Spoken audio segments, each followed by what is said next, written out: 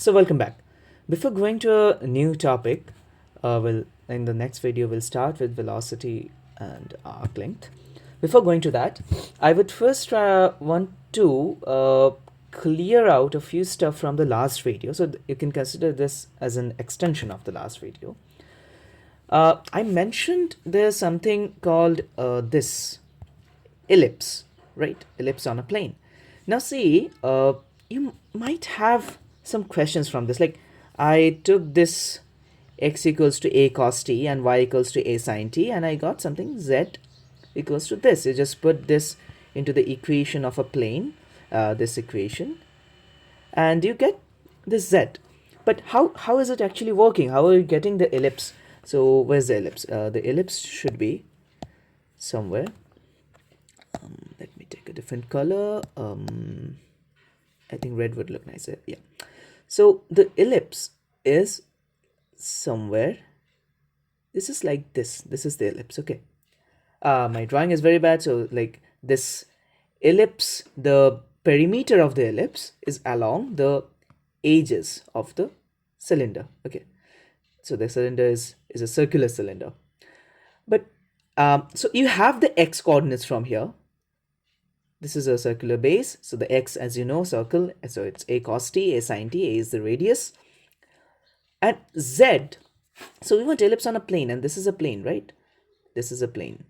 So now the intersection of the plane, if the plane was say parallel, okay.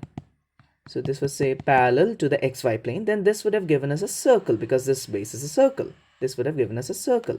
But when we are taking this, I would clear this.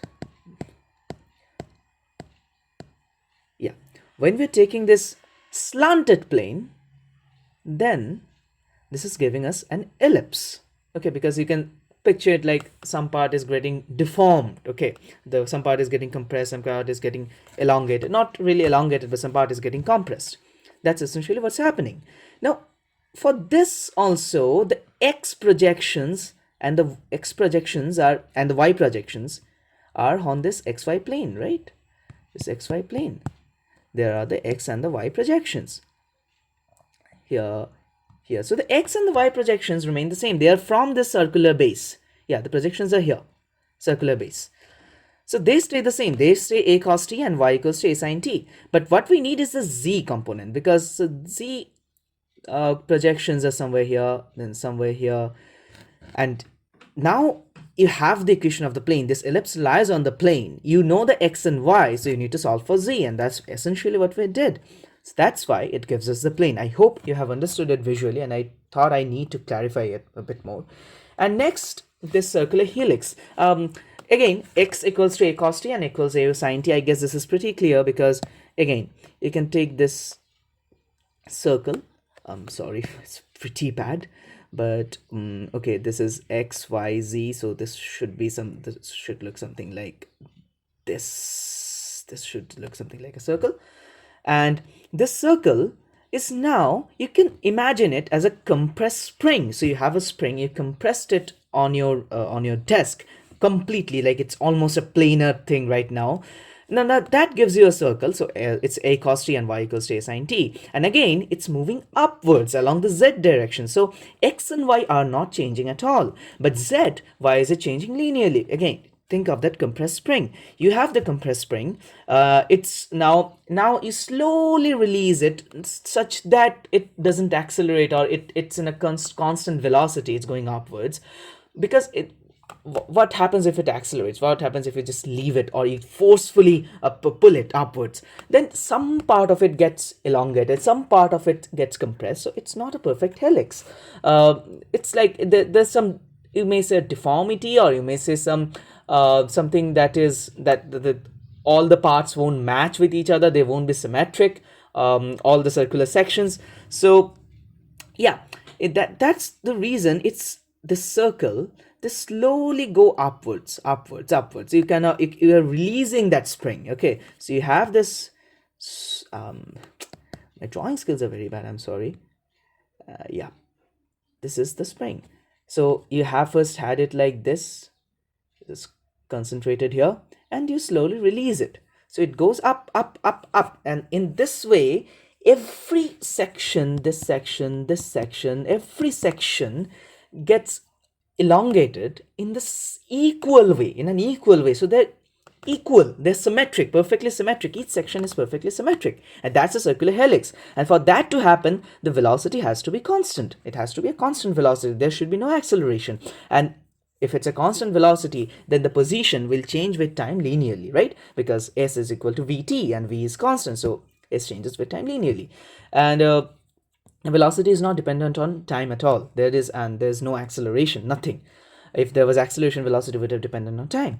So yeah, that's how it gives us the circular helix, and that's why z is linear with time. I hope again you have a clear visual idea. And yeah, one last thing I want to mention, it's a plane curve, right? We talked about plane curves. What are plane curves? And I said z equals 0. Well, that's a way of defining plane curves in the sense that this is more of a special case. But for a primary, preliminary, intuitive idea, this works. But this is not really a very generalized and perfect definition of a plane curve. Later, maybe after 2 videos or something, we'll learn about something called torsion.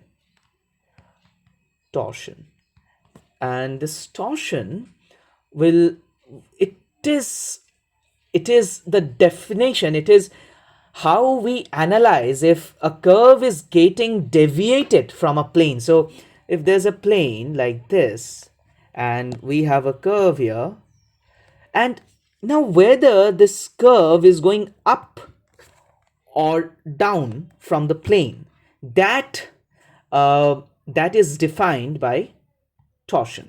Okay, so as you can, I hope you can understand that if it goes up or down, it doesn't remain a planar curve. So if that is torsion, how much it is going up, it's a quantitative description of going up or down, or getting deviated from being a planar curve. So if this going up or down, then there should some torsion, and if it's a planar curve, then the torsion should be completely 0. So actually a planar curve should be defined more by like when the torsion is 0.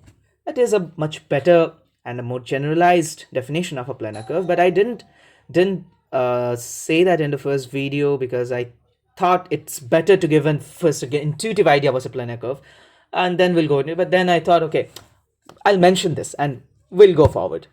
Okay, so thank you. And next video, we're going to start with velocity and arc length of a curve. This was sort of an extension of the second video. Thank you.